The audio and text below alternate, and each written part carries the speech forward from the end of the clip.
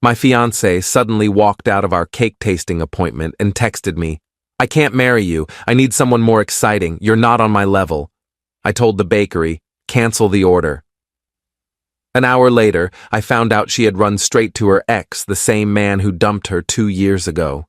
3 days later, she and her ex were both standing at my door, panicking while I'm Ethan, 31, and until last week I thought I had my life figured out. I'd been engaged to Kara for 7 months, together for 2 years total.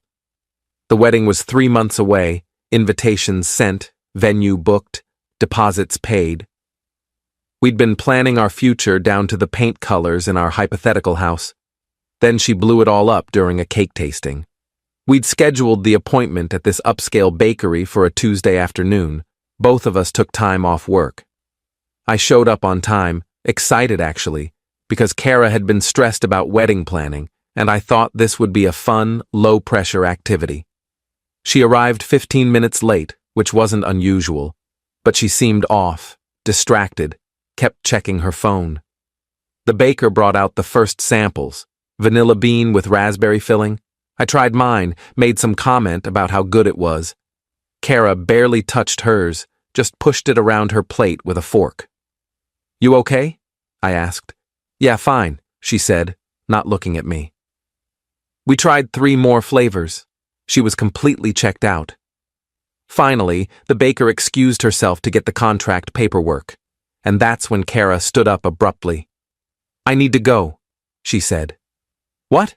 We're in the middle of—" "I just need to go, Ethan. I can't do this right now." She grabbed her purse and walked out, just left me sitting there with the baker coming back with forms in her hand. I apologized, said we'd need to reschedule, and went outside to find Kara. Her car was already gone. I called her 3 times. No answer. Then I got a text. "I can't marry you. I need someone more exciting. You're not on my level, I'm sorry." I stood in that parking lot for probably 10 minutes, just staring at my phone. Not on her level? We'd been together for 2 years. She'd said yes when I proposed. We'd planned an entire wedding. And she was ending it via text in a bakery parking lot? I went back inside and told the baker to cancel our order.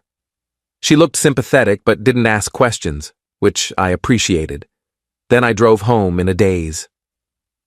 By the time I got home, Kara had already come by the apartment, we lived together, and taken some of her things, not everything, just essentials, clothes, toiletries, her laptop. There was no note, no explanation beyond that text. I called my best friend Ryan, told him what happened. He went quiet for a second, then said, "Man, I hate to tell you this, but Kara's ex Brandon is back in town. I saw him at the gym yesterday. He asked about her." Brandon, Kara's ex-boyfriend from before me. They dated for 3 years, and according to Kara, he dumped her out of nowhere, moved across the country for work, broke her heart. She'd told me multiple times that their relationship had been intense, but toxic, that she'd grown as a person since then, that she'd never go back to that. "You think she's with him?" I asked Ryan. "I don't know, but the timing's weird." I checked social media. Nothing. Then I did something I'm not proud of. I logged into our shared iCloud account. We'd set it up months ago to share photos and calendars her location was on. She was at Brandon's mom's house. I recognized the address because Kara had pointed it out once when we drove past it. So, yeah. She'd walked out of our cake, tasting, and driven straight to her ex's place. The ex who supposedly destroyed her.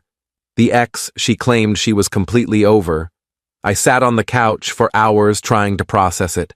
Finally, around 11 p.m., I started making calls. First to the wedding venue, canceled, lost the deposit but didn't care. Then to the caterer, canceled. Then to the photographer, the florist, the DJ. Spent 2 hours systematically dismantling our wedding while Kara was presumably reconnecting with Brandon Update 1. The next morning, I woke up to 17 texts from Kara's friends. Apparently, she'd told them I'd been emotionally distant and that she needed to follow her heart. No mention of Brandon, of course. I didn't respond to any of them. Around noon, Kara's sister Madison called me. Madison and I had always gotten along well. She was the maid of honor. "Ethan, what the hell happened?" she asked. I told her everything. The cake tasting, the text, how Kara went straight to Brandon's. Madison was quiet for a long moment. "She's with Brandon? Are you sure?" "I'm sure." "Oh my God. Ethan, I'm so sorry. I don't even know what to say. Our family loves you. This is insane." "Does your family know about Brandon?" "They know she's calling off the wedding. She told them you two grew apart. She didn't mention Brandon at all." "Of course she didn't. Madison, can you do me a favor? Don't tell her we talked. Just let this play out." "What are you planning?" "Nothing. I'm just done being the bad guy in whatever story she's telling people." That afternoon, I got a call from our landlord. Kara had contacted him asking to be removed from the lease. She wanted out completely, which meant I'd need to cover full rent or move. I told him I'd take over the lease myself. I didn't want to move. This was my place too. Then I started packing up Kara's remaining stuff, not angrily, just methodically. Boxed everything up, labeled it, stacked it near the door.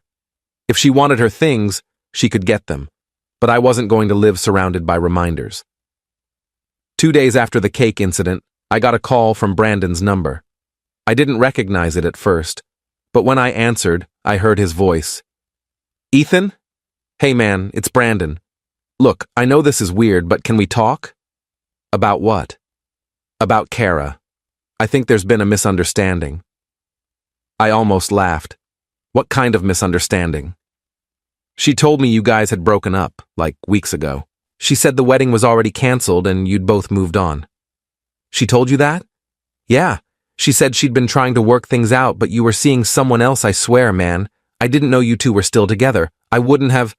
"Wouldn't have what? Slept with her?" Silence. Then, "I'm really sorry this is messed up." "Where is she now?" "She's here. At my mom's place. She's been staying here since Tuesday." "Put her on the phone." More silence. Then Kara's voice, small and defensive. "Ethan, you told him we broke up weeks ago?" "I was going to break up with you. I'd been thinking about it for..." "That's not the same as actually doing it, Kara. You were still wearing your engagement ring at that cake tasting. You were still living in our apartment. You lied to him about me, and you lied to me about him." "I didn't lie." "You absolutely did. You walked out of that bakery and drove straight to him. You didn't need someone more exciting. You needed him specifically. Just say that." She started crying. "I didn't mean for it to happen like this." "How did you mean for it to happen? Were you going to wait until after the wedding?" "That's not fair. You know what's not fair? Texting your fiancé that he's not on your level while you're in a parking lot about to go sleep with your ex. That's not fair." I hung up. My hands were shaking. Brandon called back immediately. I let it go to voicemail. Update 2. Day 3 after the bakery incident, I was at home watching TV, still in sweatpants, still processing everything, when there was a knock at the door. I opened it to find Kara and Brandon standing there. Both of them looked awful. Kara had been crying. Brandon looked stressed and uncomfortable. "What do you want?" I asked, not moving from the doorway. "Can we come in?" Kara asked. "We need to talk to you." "No, you can talk from there." Brandon spoke up. "Look, man, this whole thing is a mess. Kara told me you guys were done, and I believed her. I feel terrible." "Cool. Feel terrible somewhere else." "Ethan, please," Kara said. "Can we just talk like adults?" "Adults don't blow up their relationships via text message, Kara. What do you want?" She took a shaky breath. "I made a mistake. A huge mistake. I got scared about the wedding and I panicked, and I ran to Brandon because he felt safe and familiar. But I realize now that I love you. I want to fix this." I stared at her. "You want to fix this?" "Yes. I know I hurt you, but people make mistakes. We can go to counseling, we can postpone the wedding, whatever you need." "What changed?" I asked. 3 days ago, I wasn't on your level. What's different now?" She glanced at Brandon. He looked away. Brandon and I realized we're not compatible anymore, she said carefully. We've both changed. It wasn't what I remembered. So you came back to me because it didn't work out with him. That's your pitch? That's not what I'm saying. That's exactly what you're saying. You wanted to see if the grass was greener, it wasn't, so now you want to come back to the safe option. Brandon finally spoke up again. Dude, for what it's worth, I told her this was a bad idea. You deserve better than this. Thanks for the advice, I said flatly. From the guy who slept with my fiancée. Ex-fiancée, Kara said quietly. Yeah, I agreed. Ex, that's the one thing you got right. Ethan, please. Your stuff is packed in boxes by the door. I'll leave them on the porch tomorrow morning. Don't contact me again. We're done. You're not even going to consider... Consider what? Taking back someone who called me boring and ran to her ex the second things got real? No, Kara, I'm not considering that. She started crying harder. Brandon put his hand on her shoulder, but she shook him off. I'm sorry, she said through tears. I'm so sorry. I know you are. You're sorry it didn't work out with him. You're sorry you have to face consequences. But you're not sorry for what you did to me. If you were, you wouldn't be here asking for a second chance. You'd be apologizing and moving on. I closed the door, stood there listening to them talk in the hallway for a few minutes before they finally left. Update 3. The next morning, I put all of Kara's boxes on the porch. She came by around 10 a.m. to get them. I watched from the window as she loaded everything into Brandon's car. Guess he was helping her move. They didn't knock or try to talk to me again. Over the next week, the full story started coming out through mutual friends. Turns out, Kara and Brandon had been texting for about a month before he moved back to town. Nothing physical until after she left me, according to both of them, but emotionally, she'd already checked out. Several of our friends felt betrayed on my behalf and cut her off. A few took her side, said I was being too harsh and everyone deserves forgiveness. I let those friendships fade. Kara's family reached out individually. Her mom apologized profusely, said she was ashamed of Kara's behavior. Her dad offered to pay back my portion of the wedding deposits, which I declined but appreciated. Madison kept in touch, giving me updates I didn't ask for, but kind of wanted anyway. The most interesting update came 3 weeks after everything went down. Kara and Brandon had a massive fight and broke up. Again. According to Madison, Brandon told Kara he couldn't trust her after she'd lied to him about me, and Kara accused him of leading her on. They were both apparently miserable. She keeps asking about you, Madison told me over coffee. Wants to know if you're seeing anyone, if you hate her, if there's any chance you'd talk to her. What do you tell her? That you've moved on and she needs to do the same. Good. Have you moved on, though? I thought about it. I'm getting there. Some days are harder than others, but I'm not sitting around waiting for her to come back, if that's what you mean. That's good. You deserve someone who doesn't need to test other options to appreciate you. Final update. It's been 4 months since the cake-tasting disaster. I'm doing okay. Better than okay, actually. I threw myself into work, started going to the gym regularly, reconnected with friends I'd neglected during the relationship. My apartment feels like mine now, instead of ours. I got a dog, a rescue named Murphy, who's an absolute mess but makes me laugh every day. Kara tried to reach out a few times, a long email apologizing and explaining her thought process, which I read once and deleted. A birthday text I didn't respond to. A message through Madison asking if we could meet for coffee to get closure. I declined through Madison. I don't need closure from her. I got my closure when I canceled that wedding and packed up her stuff. I heard through the grapevine that Kara's been struggling. Lost some friends. Her family's disappointed in her. She's in therapy trying to work through why she sabotaged a good relationship. I don't take pleasure in that, but I don't feel guilty about it either. She made her choices. Brandon apparently moved back across the country. Couldn't handle the drama and awkwardness of running into mutual friends who knew what happened. can't say I blame him, though I also don't feel particularly sorry for him. The weirdest part of this whole thing is how many people have told me I dodged a bullet.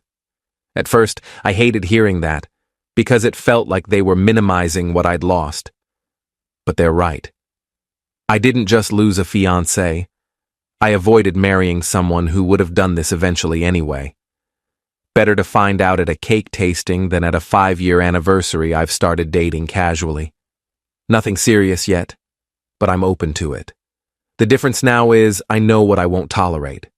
I won't tolerate someone who makes me feel like I'm not enough. I won't tolerate someone who keeps one foot out the door. I won't tolerate being someone's backup plan. My friend Ryan asked me last week if I'd take Kara back if she showed up tomorrow, completely changed, genuinely sorry, ready to do the work. No, I said without hesitation, because even if she's changed, I've changed too. I'm not the guy who would accept that anymore. Last week, I got a wedding invitation in the mail, my buddy from college getting married next spring. There was a time when getting wedding invites would have been painful, reminder of what I lost.